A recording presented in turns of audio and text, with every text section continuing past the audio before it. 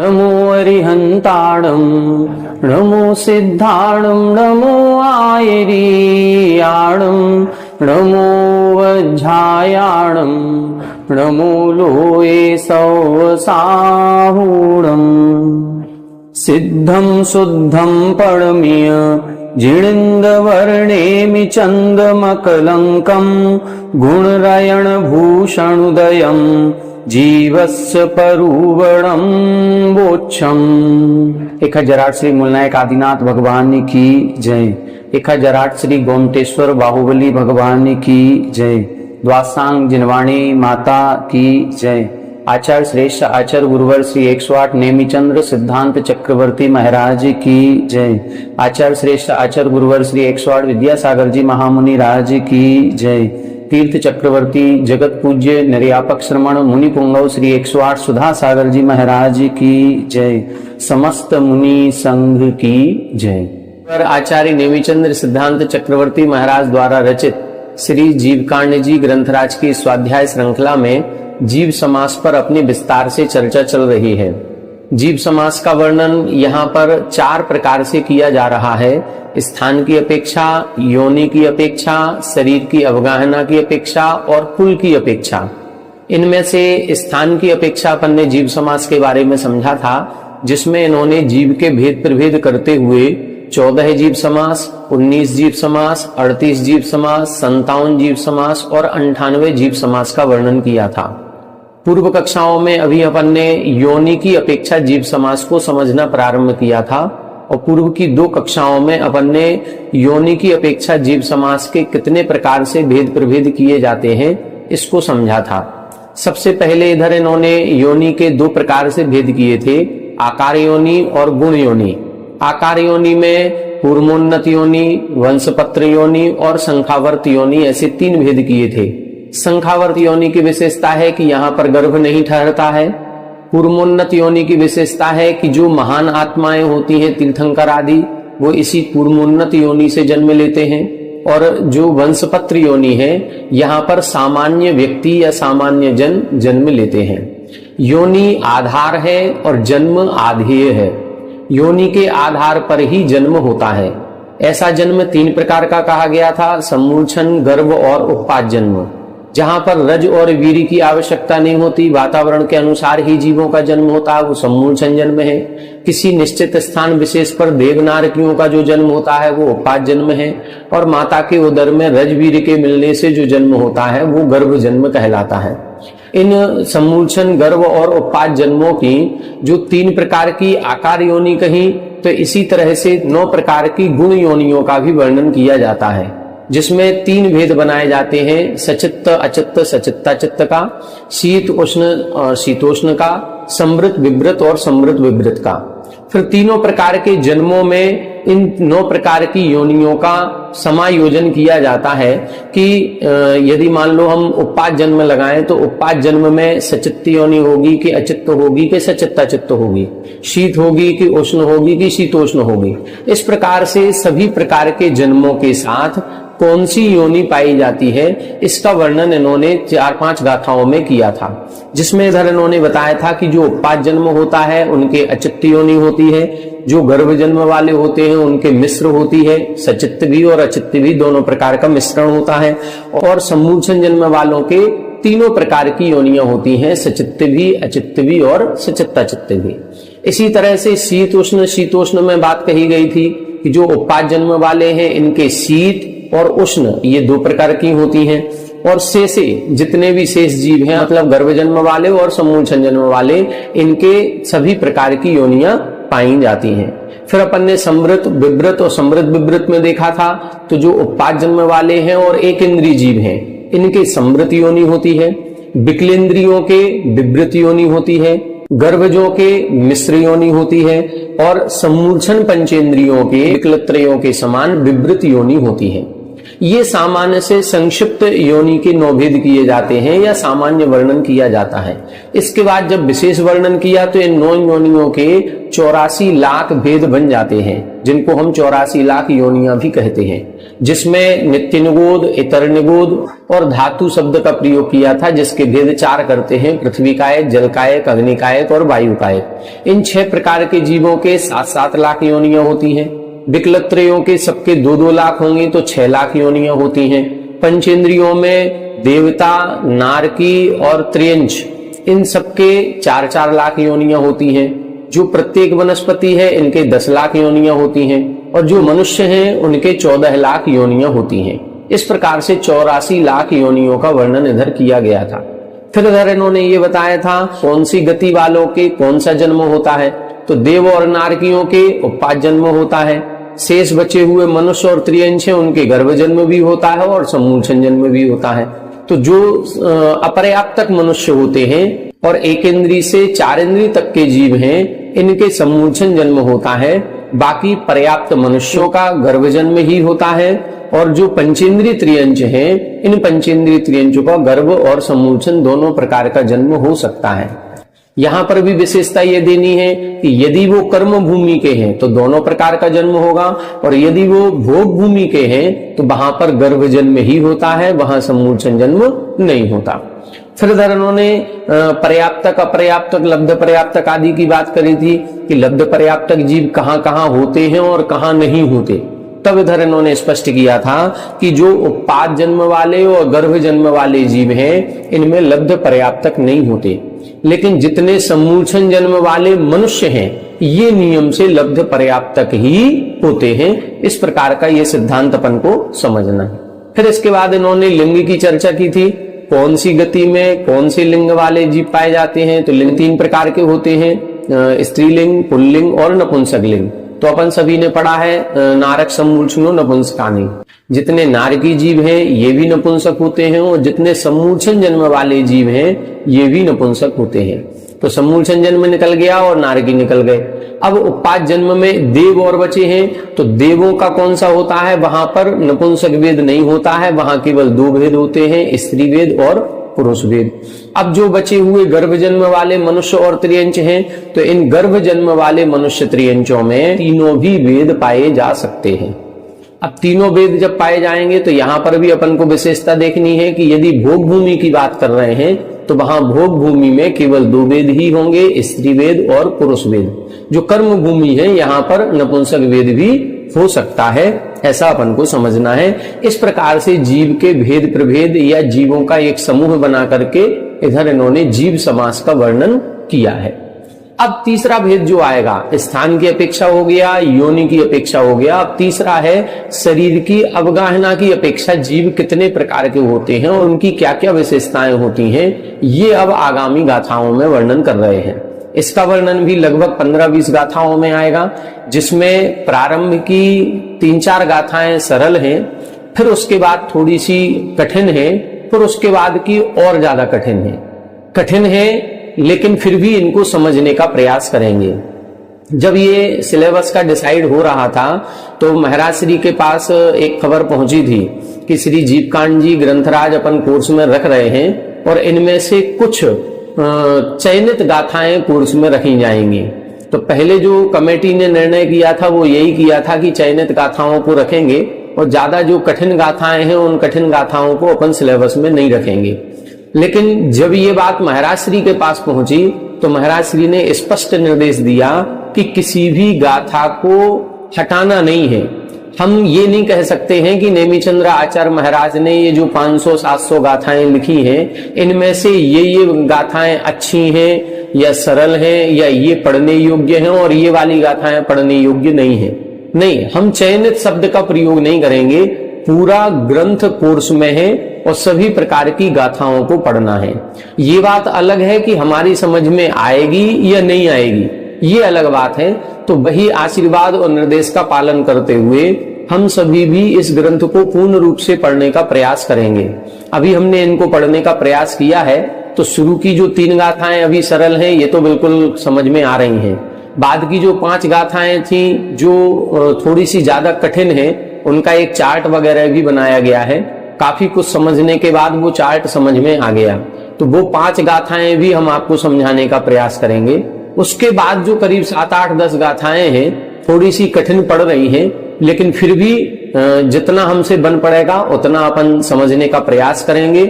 कम से कम यदि अर्थ पूर्ण रूप से समझ में नहीं आएगा तो गाथा का उच्चारण और गाथा का अर्थ ये तो अपन समझने का प्रयास करेंगे ही। उसका भावार्थ क्या है, जितनी गहराई तक हम पहुंच सकेंगे उतनी गहराई तक आपको समझाने का प्रयास करेंगे। आइए देखें, अब शरीर की अवगाहना की अपेक्षा अपन चर्चा करेंगे कि जीव कितने भेद प्रभेद वाले होते हैं। देखें, जब शरीर की अवगाहना की बात की जाती है तो ये जो हमारा शरीर है, इस शरीर की ऊंचाई कितनी है। दूसरी चीज, ये शरीर कितने स्थान को घेर रहा है। एक तो होती है ऊंचाई, दूसरी होती है लंबाई, चौड़ाई और गहराई। ये तीनों चीजें जब मिलाई जाती हैं तब जाकर के एक अलग आकृति बनती है। मतलब हम लंबाई तो हमारी मान लो 5 फुट 8 इंच की है, लेकिन चौड़ाई भी तो देखी जाएगी। यहां से यदि चौड़ाई है तो लगभग 2 फीट की ये होगी, और यदि हम बैठे हैं तो बैठने में गहराई भी घुटने से लेकर के पीछे भाग तक ये भी करीब 2-2.5 फीट होगी। तो कितना स्थान हम घेर रहे हैं, इस प्रकार से यहाँ पर ये चर्चा की जाएगी। दूसरा, जो जीव होते हैं ये 5 प्रकार के होते हैं। एक इंद्रिय जीव, 2 इंद्रिय, 3 इंद्रिय, 4 इंद्रिय और 5 इंद्रिय। तो इन सभी प्रकार के जीवों में ये देखा जाएगा कि जितने अनंतानंत जीव हैं, उन सभी अनंतानंत जीवों में सबसे छोटी अवगाहना किसकी है और सबसे बड़ी अवगाहना किसकी है। सबसे छोटा जीव कौन सा है और सबसे बड़ा जीव शरीर की अपेक्षा कौन सा है, ये तो सभी अनंतानंत जीवों की बात की जाएगी। फिर द्वारा अपन बात करेंगे तो एक एक इंद्रिय का अलग अलग भेद करेंगे। एक इंद्रिय में सबसे छोटी अवगाहना किसकी और एक इंद्रिय में ही सबसे बड़ी अवगाहना किसकी। 2 इंद्रिय जीवों में सबसे छोटी अवगाहना किसकी और सबसे बड़ी अवगाहना किसकी। इसी तरह से 3 इंद्रिय, 4 इंद्रिय और 5 इंद्रिय जीवों की चर्चा यहाँ पर की जाएगी। तो ये चर्चा अपन को करनी है, सबसे छोटी अवगाहना किसकी और सबसे बड़ी अवगाहना किसकी। आइए देखें गाथा नंबर 94। इसकी पूरी लाइन एक साथ पढ़ेंगे तो ज्यादा अच्छे से अपन पढ़ पाएंगे। सुहमणि गोद अपज्ज तयस्य जादस्य तदीय समयं हि। सुहमणि गोद अपज्ज तयस्य जादस्य तदीय समयं हि। अंगुल असंख्य भागम जहन्न मुक्कस्यं मच्छे। जहन्न मुक्कस्यं मच्छे। सुहमणि गोद अपज्ज तयस्य जादस्य तदीय समयं हि। अंगुल असंख्य भागम जहन्न मुक्कस्यं मच्छे। देखें, यहां बता रहे हैं सबसे छोटी जघन्य अवगाहना किसे कहते हैं। छोटे के लिए जघन्य शब्द का प्रयोग करेंगे और बड़े के लिए उत्कृष्ट शब्द का प्रयोग करेंगे। तो सुहम निगोद अपज्जतयस्य, यहां बता रहे हैं जो अपर्याप्तक है। अभी अपन लोगों ने सभी प्रकार के जीव समास को समझा था, और जीव समास को समझते हुए एकेंद्रीय जीवों के 2 भेद किए गए थे, सूक्ष्म एकेंद्रीय और बादर एकेंद्रीय। फिर यदि अपन ने पृथ्वी जल अग्नि आदि की अपेक्षा बात किए थे तो 5 प्रकार के स्थावरों के ये सूक्ष्म बादर 2 भेद किए गए थे। वनस्पति कायक में जो साधारण वनस्पति है उसमें नित्य निगोद, इतर निगोद करके इनके भी दोनों के सूक्ष्म बादर भेद बताए थे। अब इन्हीं सूक्ष्म बादर भेदों के फिर अपन ने पर्याप्तक और निर्वृत्त पर्याप्तक और लब्ध पर्याप्तक की अपेक्षा भेद किए थे। तब इधर बता रहे हैं सबसे छोटी अवगाहना किसकी होगी, निगोदिया जीव की होगी। उस निगोदिया जीव में भी किसकी होगी, सूक्ष्म की बादर की नहीं, सूक्ष्म निगोदिया जीव की होगी। उस सूक्ष्म निगोदिया जीव में भी किसकी होगी, पर्याप्तक की होगी कि अपर्याप्तक की होगी। तब लिख रहे हैं अपज्जतयस्य, अपर्याप्तक जीव की होगी। सूक्ष्म हो, निगोदिया हो और अपर्याप्तक हो, ऐसे अपर्याप्तक सूक्ष्म निगोद पर्याय में जन्म लेने वाले के, जादस्य यानी जन्म लेने वाले के तदीय समयम ही, तीसरे समय में अंगुल असंख्य भागम, अंगुल के असंख्यात्मक भाग प्रमाण उसकी शरीर की अवगाहना होती है। एक अंगुल अपना ये माना जाता है, तो इस अंगुल के भी 3 प्रकार से भेद किए जाते हैं। एक होता है प्रमाणांगुल, एक होता है उत्सेधांगुल और एक होता है आत्मांगुल। उत्सेधांगुल से प्रमाणांगुल 500 गुना ज्यादा होता है। प्रमाणांगुल किसे कहते हैं? जो इस चौथे काल के प्रारंभ में जो भरत चक्रवर्ती की 500 धनुष की अवगाहना है, जो मैक्सिमम अवगाहना 500 धनुष की होती है, तो उस 500 धनुष की अवगाहना वाले जीव के जो अंगुल होगा, उस अंगुल को हम प्रमाणांगुल कहते हैं। वो जो अंगुल है वो प्रमाणांगुल। प्रमाणांगुल में 500 का भाग लगा दो, तो वो जो एक भाग निकलेगा, 500 का भाग लगाएंगे, वो 500 धनुष की अवगाहना वाले थे। अब उसमें 500 का भाग लगाया तो एक धनुष की अवगाहना वाले जीव का जो अंगुल होगा उसको हम उत्सेधांगुल कहेंगे। कुल मिलाकर के उत्सेधांगुल से प्रमाणांगुल 500 गुना ज्यादा होता है। प्रमाणांगुल चौथे काल के प्रारंभ में 500 धनुष की अवगाहना वाले जीव का अंगुल प्रमाणांगुल है, और एक धनुष की अवगाहना वाले जीव का अंगुल उत्सेधांगुल कहलाता है। और आत्मांगुल किसे कहते हैं? आत्मांगुल का मतलब है सभी का अपना अपना अंगुल। जैसे मान लो आदिनाथ भगवान 500 धनुष के थे, फिर अजितनाथ 450 धनुष के बचे, फिर संभवनाथ भगवान 400 धनुष के, फिर अभिनंदन नाथ भगवान 350 धनुष के, फिर महावीर भगवान तो होते होते 7 हाथ के ही बचे। तो जिस जीव का जितना अंगुल होगा उस अंगुल की मोटाई को, उसको हम बोलते हैं आत्मांगुल। जब 3 लोक की संरचना, जो अकृत्रिम संरचनाएं होती हैं, इनकी रचना की बात आती है तो ये प्रमाणांगुल से नापी जाती हैं। जैसे जो भी द्वीप समुद्रों का विस्तार है, पंचमेरु आदि की लंबाई चौड़ाई है, ये सब क्या है? ये प्रमाणांगुल है। ये प्रमाणांगुल 500 गुने ज्यादा से नापी जाएगी। लेकिन वहीं पर यदि कहीं कोई देवी देवताओं के महल आदि बने हुए हैं तो ये उत्सेधांगुल से नापा जाएगा। और जो समौसरण आदि में सिंहासन है, छत्र है, चमर है, ये जो इनकी जो रचना होती है ये आत्मांगुल से होती है। जैसे मान लो शांतिनाथ भगवान है या कुंथुनाथ भगवान है या शीतलनाथ भगवान है, ये जितने भी भगवान हैं इनकी लंबाई 500 धनुष नहीं रही, इनकी सबकी घटते क्रम में रही। तो क्या सबका सिंहासन एक सा होगा? नहीं होगा, सबके आत्मांगुल के बराबर होगा। हम यदि अपना सिंहासन बनाएंगे तो हम अपनी लंबाई चौड़ाई की अपेक्षा से हमारा सिंहासन बनेगा, हमारा जो समौसरण की रचना होगी उस अपेक्षा से होगी, छत्र चमर भामंडल होंगे उसी अपेक्षा से होंगे। अब आदिनाथ भगवान के 500 धनुष थे और महावीर भगवान 7 हाथ के थे, तो क्या दोनों का सिंहासन एक सा हो सकता है? यदि 500 धनुष वाले सिंहासन पर महावीर भगवान को बिठा दिया जाए तो वो बिल्कुल छोटे से बच्चे से लगेंगे, वो लगेंगे ही नहीं कि वो सिंहासन पर बैठे हैं। तो ये जो सिंहासन आदि की संरचनाएं होती हैं ये आत्मांगुल से होती हैं। इस प्रकार से ये 3 अंगुल की चर्चा की जाती है। यहां पर जो अंगुल का असंख्यात्मा भाग कहा जा रहा है ये उत्सेधांगुल का असंख्यात्मा भाग लगाना है, क्योंकि शरीर की अवगाहना की बात चल रही है। शरीर की अवगाहना उत्सेधांगुल से लगाई जाती है। इसमें भी 2 तरह से अपन बात करेंगे। एक होता है सामान्य अंगुल, मान लो ये इधर एक अंगुल हो गए, ये अंगुल, ये सामान्य से लंबाई, ये अंगुल हो गया। इस अंगुल का वर्ग जब करेंगे तो वो कहलाएगा प्रतरांगुल। प्रतर अंगुल, प्रतर का मतलब होता है वर्ग। जैसे 2 की संख्या हो गई, ये 1 2 की संख्या है सामान्य से, लेकिन जब 2 का वर्ग करेंगे तो क्या होगा? 4। जैसे अपनी जमीन जो नापी जाती है, कभी भी जमीन खरीदें तो स्क्वायर फीट में खरीदी जाती है। स्क्वायर फीट का मतलब लंबाई गुणे चौड़ाई।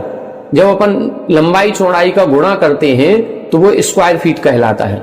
इसी तरह से इधर भी अंगुल का स्क्वायर करना है, अंगुल का स्क्वायर कहलाएगा प्रतरांगुल।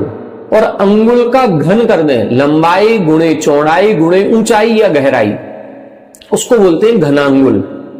ठीक है, जब सामान्य अंगुल की बात करी जाएगी तो ये छोटा होगा, अंगुल का असंख्यात्मा भाग, प्रतरांगुल का असंख्यात्मा भाग, घनांगुल का असंख्यात्मा भाग, ये क्रम से बढ़ते क्रम में रहेंगे। तो इसी तरह से इधर देखना है, सुहम निगोद अपज्जत्यस्य, जो निगोदिया जीव है, मतलब पृथ्वी कायक, जल कायक, अग्नि कायक, वायु कायक की चर्चा नहीं कर रहे हैं। केवल निगोदिया जीव की चर्चा कर रहे हैं, उस निगोदिया जीव में भी बादर की चर्चा नहीं है, सूक्ष्म निगोदिया की चर्चा है, उसमें भी पर्याप्तक की चर्चा नहीं है, अपर्याप्तक की चर्चा है। और उसमें भी जो तदीय संयमी तीसरे समय में, उत्पत्ति के तीसरे समय, जादस्य तदीय संयमी, यहां से मान लो वो उत्पत्ति स्थान पर पहुंचा, उत्पत्ति स्थान पर पहुंचते ही पहले समय में शरीर की आकृति अलग होती है, दूसरे समय में अलग होगी, तीसरे समय में अलग होगी, चौथे समय में अलग होगी। जैसे हमारा जब जीव गर्भ में आता है तो गर्भ में आते ही उस समय बिल्कुल वो सूक्ष्म घनांगुल का असंख्यात्मा भाग स्थान घेरेगा, लेकिन धीरे धीरे धीरे धीरे अब उसकी प्रोग्रेस होना शुरू होगी और 9वें महीने तक गर्भ में आते आते उसके अंगोपांग सारे विकसित हो जाते हैं। इसी तरह से यहां पर ये बता रहे हैं कि प्रथम समय में शरीर की अवगाहना अलग है, दूसरे में अलग है, तीसरे में अलग, चौथे समय में अलग, समय की बात कर रहे हैं। ऐसे यदि मान लो वो असंख्यात समय तक वहां रहता है तो पहले समय में नहीं, दूसरे में नहीं, तीसरे समय में सबसे जघन्य अवगाहना होती है। पहले और दूसरे समय में एकदम परफेक्ट याद नहीं है, लेकिन कहीं चौकोर होती है, कहीं षटकोण की होती है, लेकिन तीसरे समय में जाकर के वो अवगाहना गोल होती है, बिल्कुल गोल। और जब गोल आकृति का जो क्षेत्रफल निकाला जाता है वो सबसे कम निकलेगा षटकोण की और चतुर्भुज की अपेक्षा से। इस अपेक्षा से इधर इन्होंने लिखा है कि तीसरे समय में सबसे छोटी अवगाहना होती है। तीनों लोकों में जो अनंतानंत जीव हैं, उन अनंतानंत जीवों में सबसे छोटी अवगाहना यदि किसी जीव की है तो वो इस सूक्ष्म निगोदिया अपर्याप्तक जीव की है, जो जन्म के उत्पत्ति के तीसरे समय में होती है। ये अपन को विशेष ध्यान। सबसे बड़ी अवगाहना किसकी होती है तब लिख रहे हैं, देखें, उक्कस्यम मच्छे। उक्कस्यम, उक्कस्यम का मतलब है उत्कृष्ट। तो उत्कृष्ट अवगाहना किसकी होगी? मच्छे यानी महामत्स्य की होती है। जो मछली होती है उन मछलियों में एक महामत्स्य होता है। वो महामत्स्य कहां पाया जाता है? जो हमारा मध्यलोक है, इस मध्यलोक में असंख्यात द्वीप समुद्र हैं। पहला जम्बू द्वीप, फिर लवण समुद्र, फिर धातकी खंड, फिर कालो समुद्र, फिर पुष्करवर द्वीप, फिर पुष्करवर समुद्र। ऐसे ये द्वीप समुद्र करते करते सबसे अंतिम जो समुद्र आएगा उसका नाम है स्वयंभू रमण समुद्र। और ये जो स्वयंभू रमण समुद्र है, इस स्वयंभू रमण समुद्र में असंख्यातों महामत्स्य है। उन महामत्स्यों की अवगाहना सबसे बड़ी है तीनों लोकों के जीवों में, चाहे देव हो, चाहे नारकी हो, चाहे त्रियंश हो, चाहे मनुष्य हो। उन सभी में सबसे बड़ी अवगाहना किसकी है? महामत्स्य की। तो सबसे छोटी अवगाहना जघन्यम, सबसे छोटी अवगाहना सूक्ष्म निगोद अपर्याप्तक जीव की उत्पत्ति के तीसरे समय में होती है, जो अंगुल का असंख्यात्मा भाग होता है। और उत्कृष्ट अवगाहना महामत्स्य की होती है।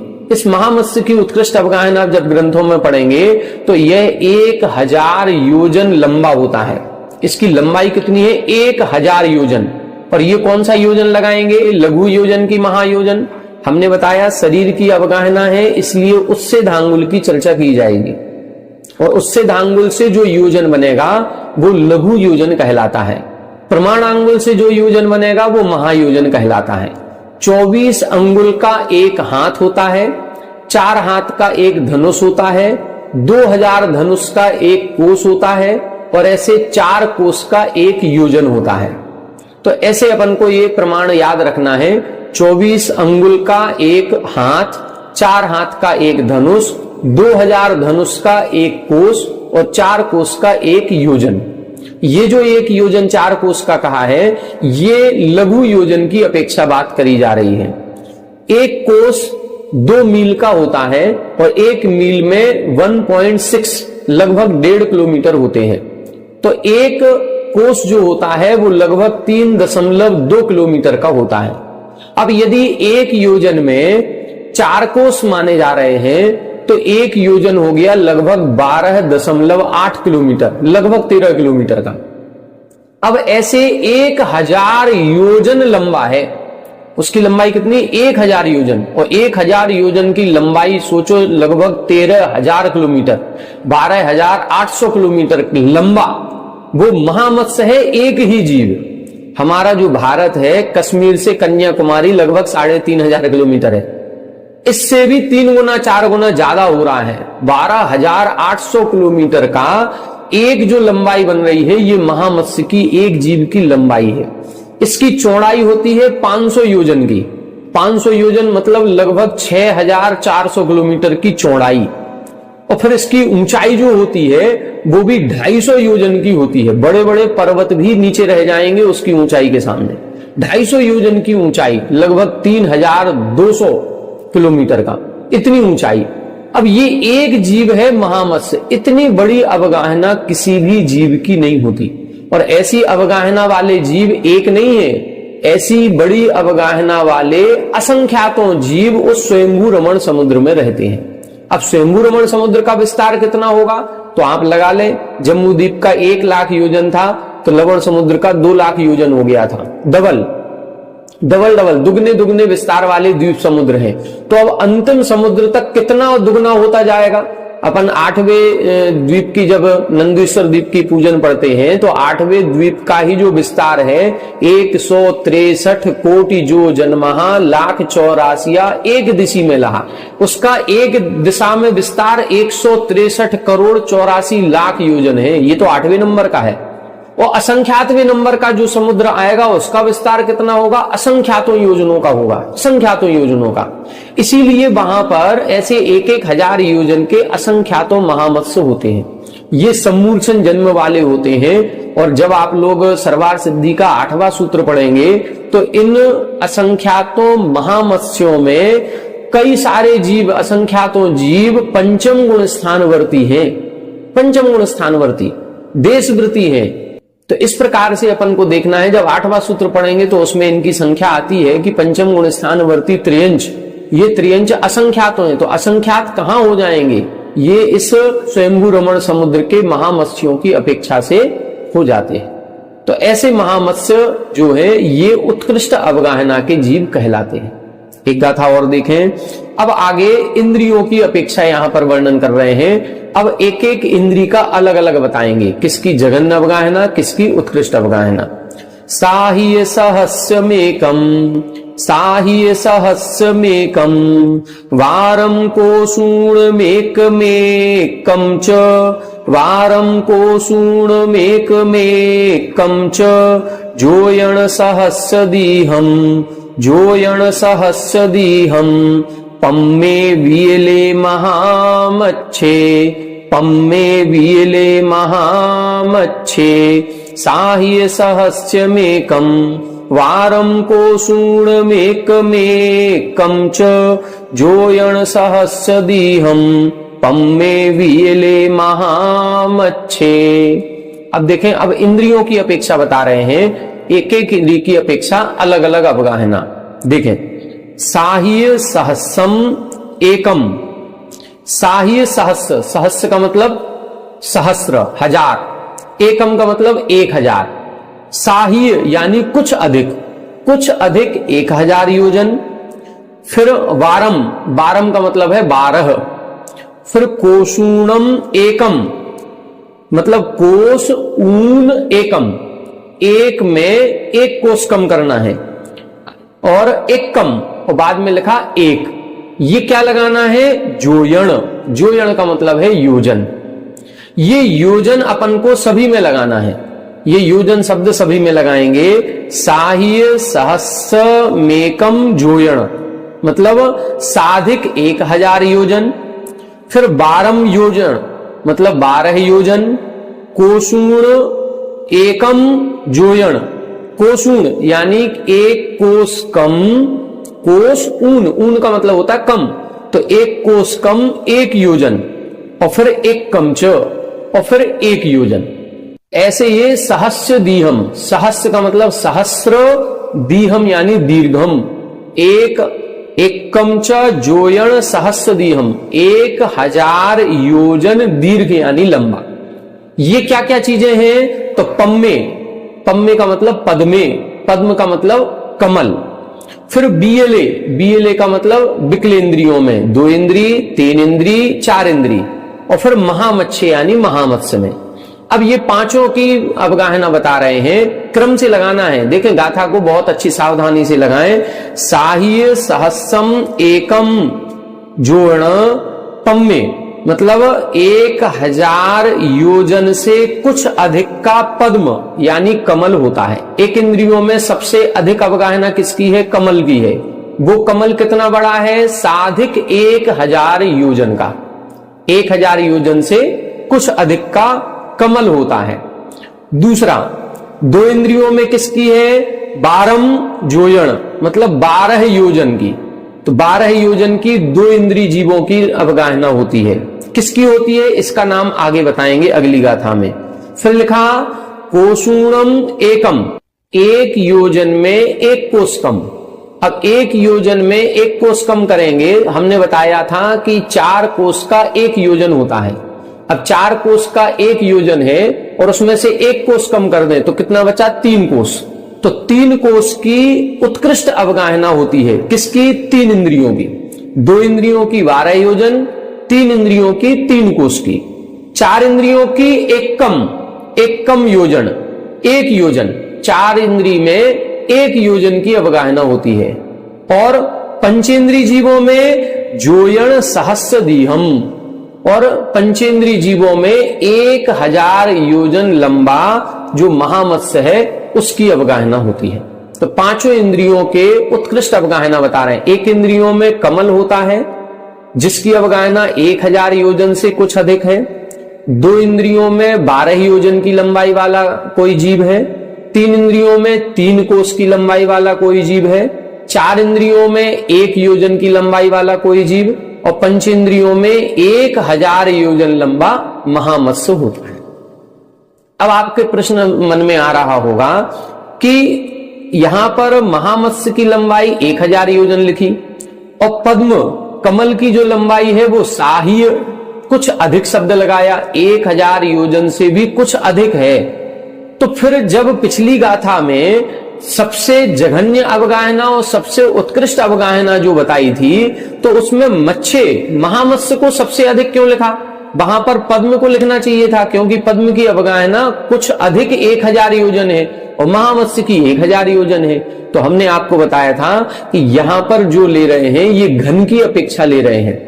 जो कमल बनेगा उसकी लंबाई में वो 1000 योजन से कुछ अधिक है, लेकिन उसकी चौड़ाई मोटाई उतनी अधिक नहीं है जितनी महामत्स्य की है। महामत्स्य 500 योजन चौड़ा और 250 योजन ऊंचा है। जब इसका घनफल निकाला जाएगा, घनफल निकालने पर महामत्स्य की लंबाई, चौड़ाई और गहराई जो या मोटाई है, ये इसका घनफल अधिक निकलता है। इसीलिए अनंतानंत जीवों में सबसे उत्कृष्ट अवगाहना महामत्स्य की है और सबसे जघन्य अवगाहना सूक्ष्म निगोदीय लब्ध पर्याप्तक जीव की उत्पत्ति के तीसरे समय में होती है। अब उत्कृष्ट अवगाहना इंद्रियों की अपेक्षा देख ली। 1 इंद्रिय जीव में 1000 योजन से कुछ अधिक कमल की होती है। 2 इंद्रियों में 12 योजन है। 3 इंद्रियों में 3 कोष, 4 इंद्रियों में 1 योजन और 5 इंद्रियों में 1000 योजन का महामत्स्य है। अब इनके आगामी गाथा में इनके नाम भी बताएंगे, जघन्य अवगाहना किसकी होती है और उसके नाम बताएंगे कि कौन से जीवों की कितनी जघन्य अवगाहना होती है और वो उस जीव का नाम क्या है, वो नाम भी अगली गाथा में स्पष्ट करेंगे।